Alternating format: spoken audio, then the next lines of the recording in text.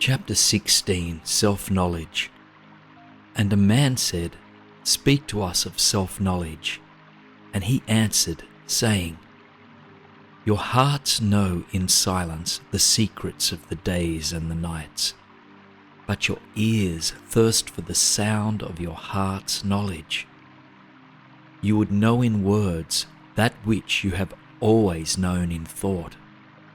You would touch with your fingers the naked body of your dreams. And it is well you should. The hidden wellspring of your soul must needs rise and run murmuring to the sea, and the treasure of your infinite depths would be revealed to your eyes. But let there be no scales to weigh your unknown treasure, and seek not the depths of your knowledge with staff or sounding line. For self is a sea boundless and measureless. Say not, I have found the truth, but rather, I have found a truth.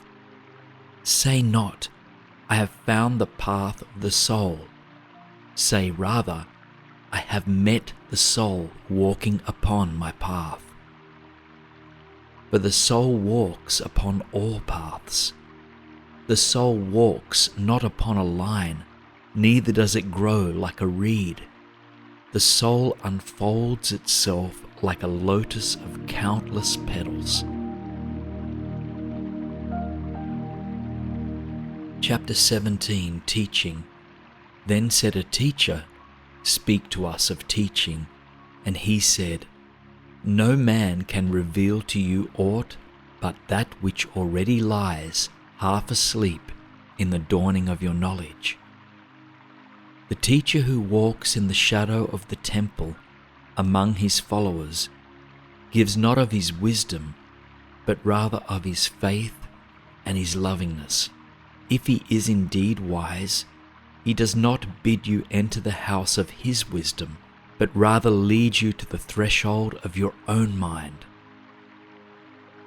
The astronomer may speak to you of his understanding of space, but he cannot give you his understanding. The musician may sing to you of the rhythm which is in all space, but he cannot give you the ear which arrests the rhythm, nor the voice that echoes it. And he who is versed in the science of numbers can tell of the regions of weight and measure, but he cannot conduct you thither.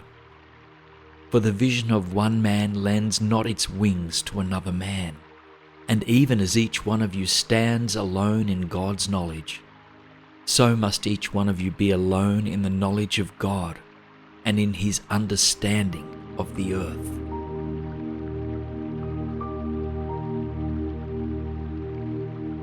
Chapter 18, Friendship. And a youth said, Speak to us of friendship. And he answered, saying, Your friend is your needs answered. Is your field which you sow with love and reap with thanksgiving.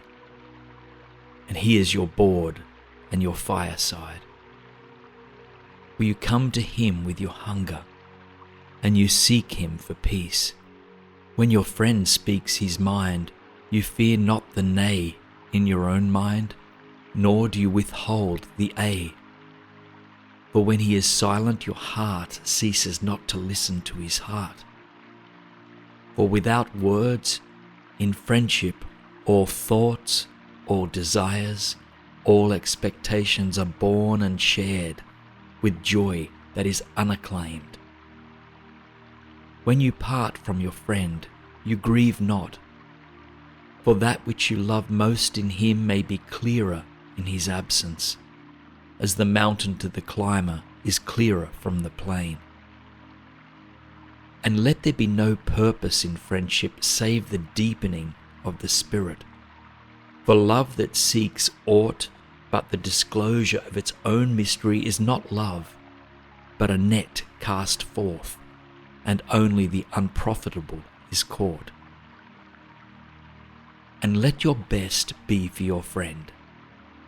If he must know the ebb of your tide, let him know its flood also.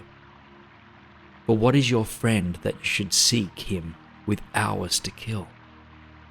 Seek him always with hours to live, for it is his to fill your need, but not your emptiness.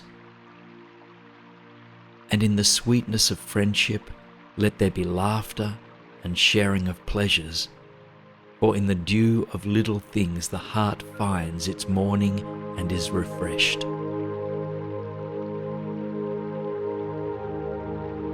Chapter 19, Talking.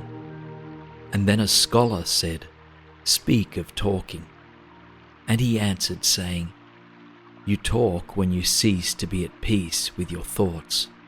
And when you can no longer dwell in the solitude of your heart, you live in your lips, and sound is a diversion and a pastime. And in much of your talking, thinking is half murdered. For thought is a bird of space, that in a cage of words may indeed unfold its wings, but cannot fly. There are those among you who seek the talkative through fear of being alone. The silence of aloneness reveals to their eyes their naked selves, and they would escape. And there are those who talk, and without knowledge or forethought, reveal a truth which they themselves do not understand. And there are those who have the truth within them, but they tell it not in words. In the bosom of such as these the Spirit dwells in rhythmic silence. When you meet your friend on the roadside or in the marketplace, let the Spirit in you move your lips and direct your tongue. Let the voice within your voice speak to the ear of his ear. For his soul will keep the truth of your heart as the taste of the wine is remembered, when the colour is forgotten and the vessel is no more. Chapter 20, Time. And an astronomer said, "Master, what of time?" And he answered, "You would measure time, the measureless and the immeasurable. You would adjust your conduct and even direct the course of your spirit according to hours and seasons. Of time you would make a stream upon whose bank you would sit and watch its flowing. Yet the timeless in you is aware of life's timelessness and knows that yesterday is but today's memory and tomorrow is today's dream, and that which sings and contemplates in you is still dwelling within the bounds of that first moment which scattered the stars into space. Who among you does not feel that his power to love is boundless? And yet who does not feel that very love, though boundless, encompassed within the centre of his being, and moving not from love thought to love thought, nor from love deeds to other love deeds, and is not time, even as love is, undivided and paceless? But if in your thought you must measure time into seasons, let each season encircle all the other seasons, and let today embrace the past with remembrance and the future with longing.